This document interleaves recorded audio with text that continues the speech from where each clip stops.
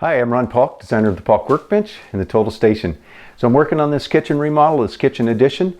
I did the electrical, the plumbing. We had this wall out, put the venting in for the microwave, and now it's time to start putting things back together.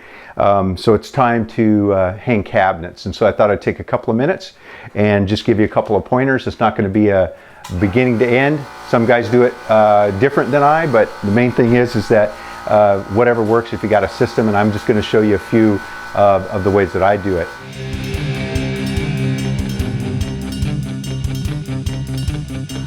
So I start by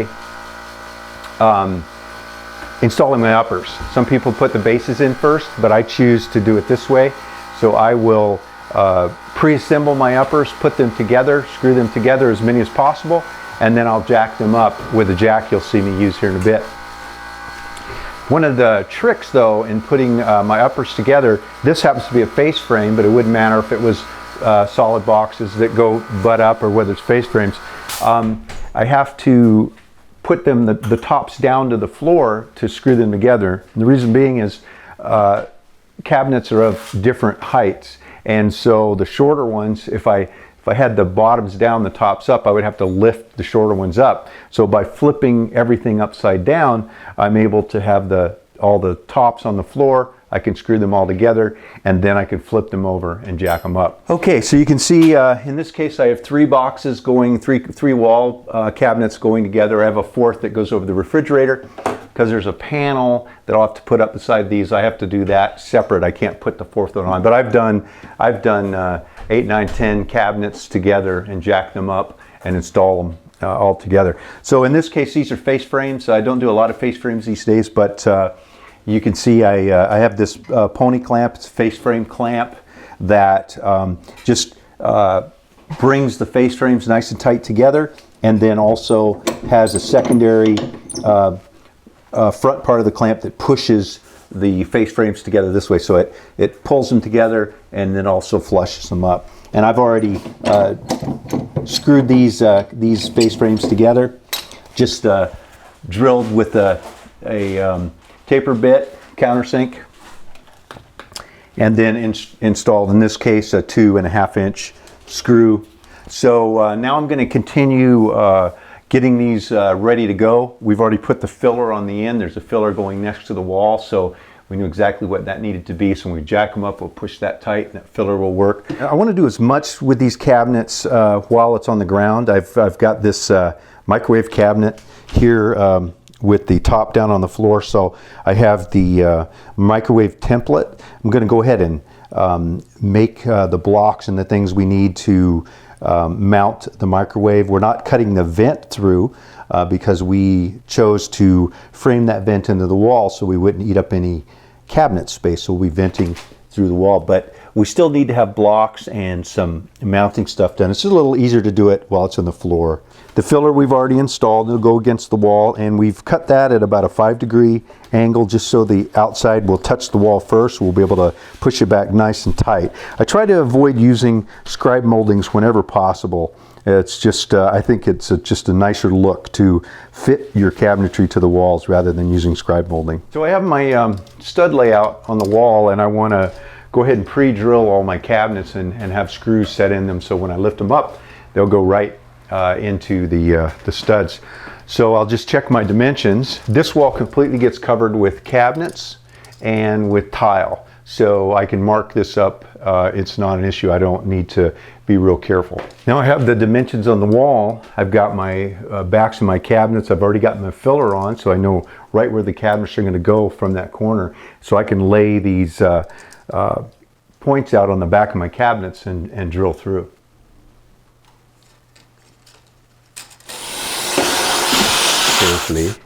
Carefully. And then I'll usually come here.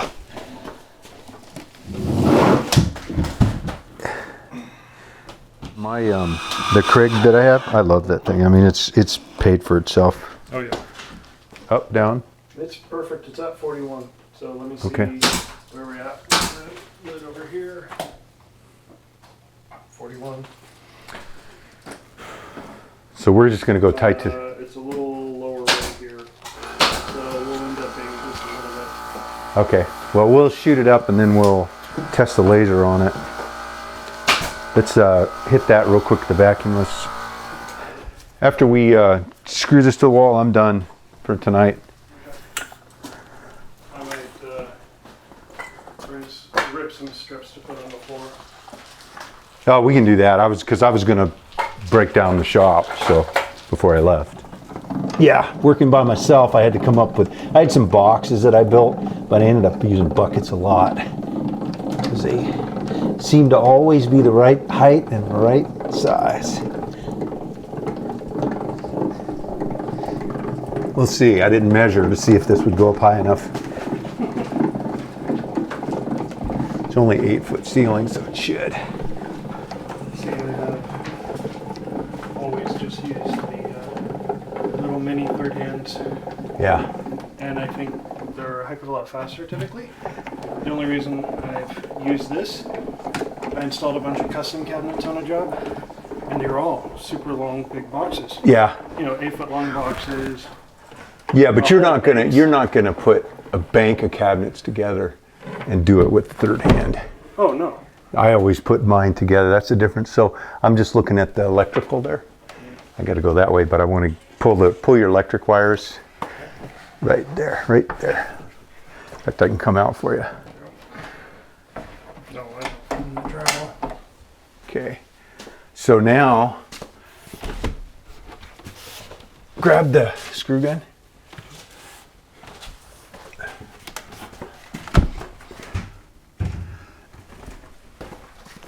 And a laser. And do you like the? Yeah. So What I'll do the is middle looked low. push this so tight to the bottom. Put that bottom screw in. Okay.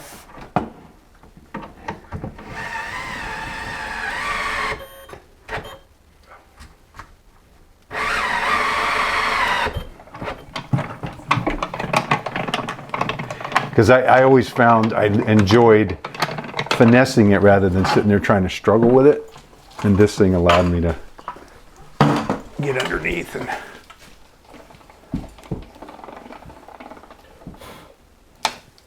Okay, now you can let it go. So we need to go higher according to, Which, if I go right about there. Is that out? Yeah, a little bit. So So I got to kick the bottom towards you so I can turn the top. this still looks good.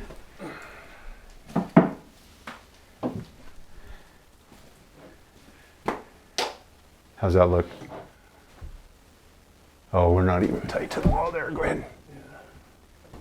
No, it looks good.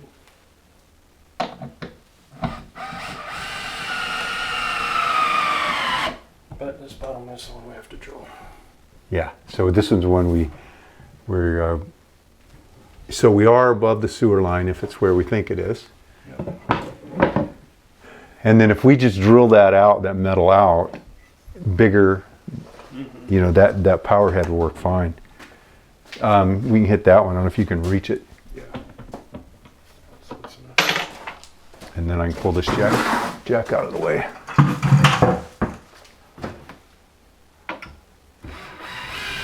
How's your electric? Did it show up okay? Did it line up pretty good? Yeah.